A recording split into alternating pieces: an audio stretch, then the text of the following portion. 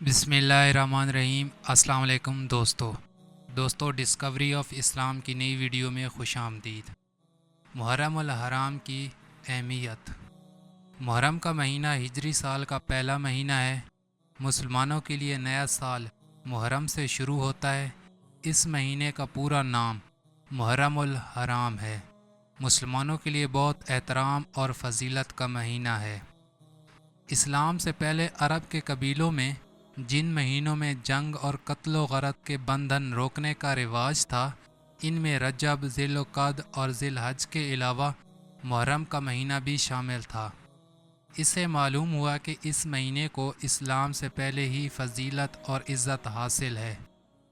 पहली इस्लामी रियासत के क़याम के बाद जब महीना और साल के शुमार की ज़रूरत पेश आई तो हिजरत के ताल्लुक़ से हिजरी साल का आगाज़ हुआ और महीनों का शुमार मुहर्रम अल हराम से किया जाने लगा। इस महीने में दो बड़े वाक़यात पेश आए जो इस्लाम के लिए बहुत खुसूसी और अहमियत के हामिल थे। एक वाक़या इस्लाम से पहले का है, जब हज़ूर अकरम सल्लल्लाहु अलैहि वसल्लम की पैदाइश से 50 रोज़ पहले पेश आया था। इसका ज़िक्र अल्लाह ताला ने कुरान करीम में सूरह फ़ील में भी फरमाया। मुफस्सिरीन कुरान ने इसकी तफसील ये बयान की है कि हबशा के बादशाह की तरफ से यमन में अबराहा नाम का हाकिम मुतय्यन था। अबराहा को अरबों का हज के लिए मक्का मुकरमा जाना पसंद नहीं था। ये चाहता था कि लोग यमन आया करें। इसने यमन के एक बड़े शहर सना में एक आलीशान और ख़ूबसूरत इमारत बनवाई और उसे मसनूई काबे की हैसियत दी। हालांकि किसी ने भी इसका रुख नहीं किया।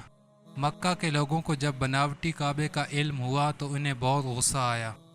एक रिवायत है कि कुरैश के किसी आदमी ने अबराहा के काबे को आग लगा दी। इसका बदला लेने के लिए अबराहा ने खाना काबा को ढाने का फ़ैसला किया और 60,000 का लश्कर लेकर मक्का पर चढ़ाई कर दी। कई हाथी भी इसकी फ़ौज में शामिल थे। अबराहा जब मक्का के करीब वादी महशर में मज़दलफ़ और मना के दरमियान पहुंचा तो यकायक समंदर की तरफ से सब्ज़ और ज़र्द रंग के छोटे छोटे परिंदों के झुंड अपनी चोंचों में कंकरियां दबाए अबराहा की फ़ौज के सर पर आ गए। इन पर कंकरियां बरसाना शुरू कर दीं। कंकरियां सर के आर पार होने लगीं। इन कंकरियों पर ऐसा जहरीला मादा लगा हुआ था कि कंकरियां लगने के साथ ही गोश्त भी गल कर झड़ जाना। आखिर सारा लश्कर तबाह हो गया। जो बचकर भाग निकले वो भी तकलीफ़ उठाकर मरे। इसी तरह खाना काबा हमेशा के लिए महफूज हो गया। जब हजूर सल्लल्लाहु अलैहि वसल्लम पर सूरह फ़ील नाजिल हुई तो इस वक्त भी सहाबा फ़ील के वाक़ये के चश्मदीदा गवाह हज़ारों आदमी ज़िंदा थे। दूसरा वाक़या सानिया करबला है जो आगाज़ इस्लाम के 60 साल बाद पेश आया।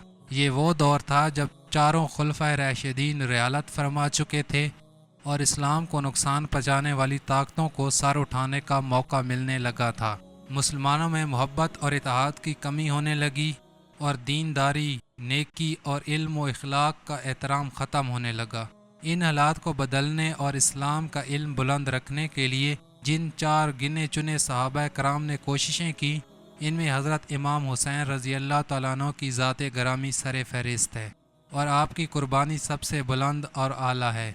इमाम हुसैन रज़ी अल्लाह तआला अन्हु ने हक़ और इंसाफ की हुकूमत कायम करने और इस्लाम का बोल बाला करने की खातिर शहादत को गले लगाया।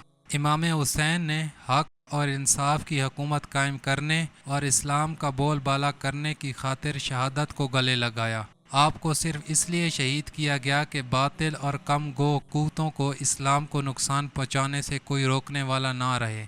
हज़रत इमाम हुसैन रज़ी अल्लाह तआला अन्हु ने अपनी जान की कुर्बानी देकर ये साबित कर दिया कि हक़ और सदाकत जान से भी बढ़कर है। इमाम हुसैन की शहादत से ये पैगाम भी मिलता है कि खलीफा या हाकिम का बेटा अगर नेक और अहल ना हो तो इसको हुकूमत नहीं देनी चाहिए और जुल्म का मुकाबला डट कर करना चाहिए। हज़रत इमाम हुसैन रज़ी अल्लाह तआला अन्हु की शहादत किसी ज़ात या ख़ानदान या गिरोह का नुकसान नहीं, बल्कि सारी उम्मत मुस्लिमा का इस शहादत से गहरा ताल्लुक़ है और ये शहादत तमाम दुनिया के मुसलमानों के लिए एक ऐसा सबक और पैगाम है جو ہر دور میں تازہ رہے گا۔ محرم الحرام کے مہینے کی فضیلت اس بات سے بھی ظاہر ہوتی ہے کہ ہمارے پیارے نبی صلی اللہ علیہ وآلہ وسلم اس مہینے میں خصوصی عبادت کی ہدایت فرمایا کرتے تھے۔